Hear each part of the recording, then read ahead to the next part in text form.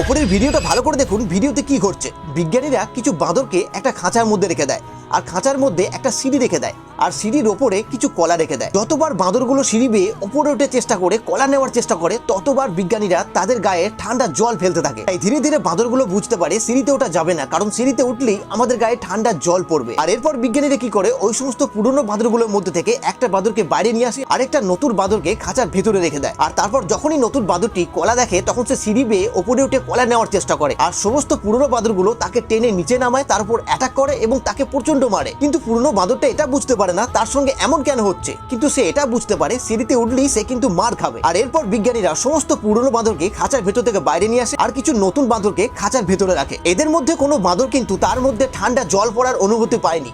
তবু কোনো বাঁদর যদি সিঁড়ি বেয়ে ওপরে উঠে কলা নেওয়ার চেষ্টা করে, সমস্ত বাঁদর মিলে তার উপর অ্যাটাক করে এবং তাকে মারে। কিন্তু তারা এরকম কেন করছে তারা নিজেও জানে না। ঠিক এইরকমই মানুষের সঙ্গেও হয়।